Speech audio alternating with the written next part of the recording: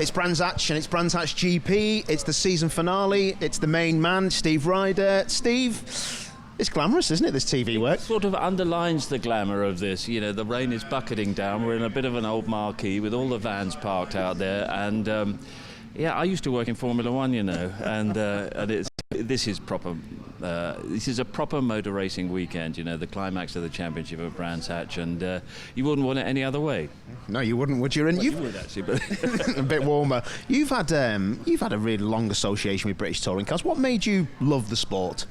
Do you know, it was, well, I got sort of dialed into to motor racing when I started work at Anglia back in the mid-70s, and you had access to Snetterton and Silverstone and Lotus down the road and so on.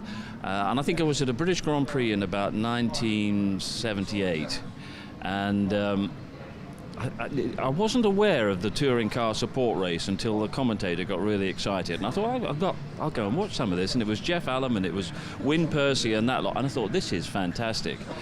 And we went back to the BBC a couple of years later, and we were in a position on grandstand where the whole of the motor racing had to be sort of rescheduled and all the contracts were running out.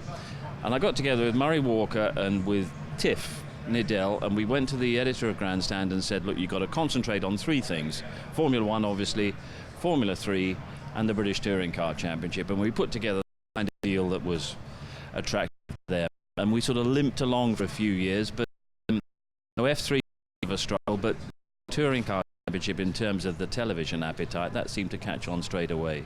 And, you know, it's really quite sort of gratifying to be here and in the pouring rain at Brands Hatch. With no carpet down. What it's become.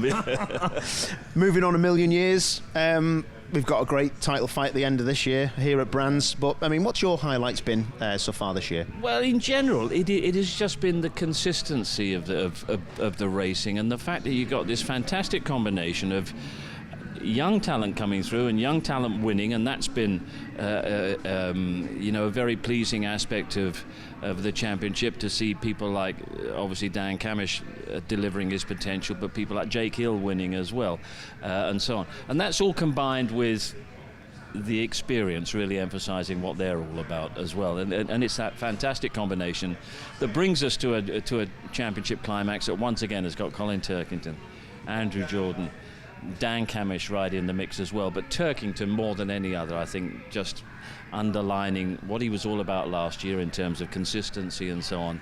And in qualifying today, he's been stunning. Just knows what his car is capable of, knows what he is capable of.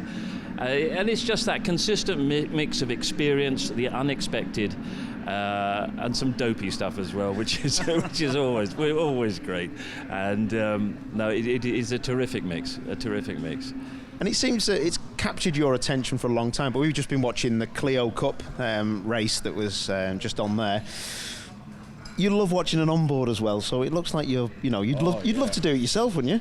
Well, it was sort of when we were starting off.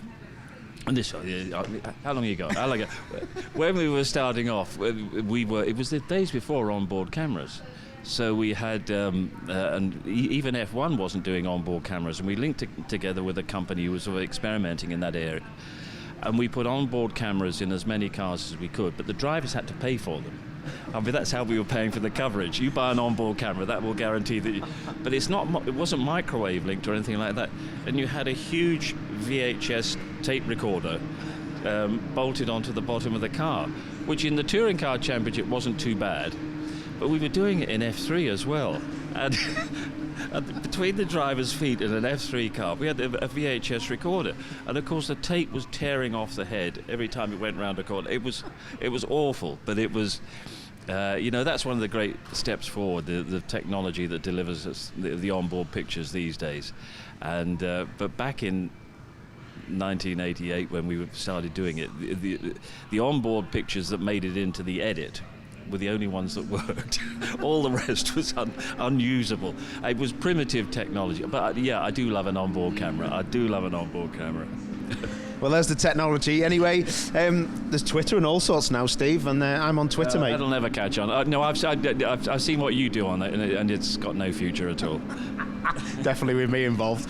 10:30, ITV4 Sunday. Come and watch me, Steve and Tim, and we'll start the show. Who's going to win?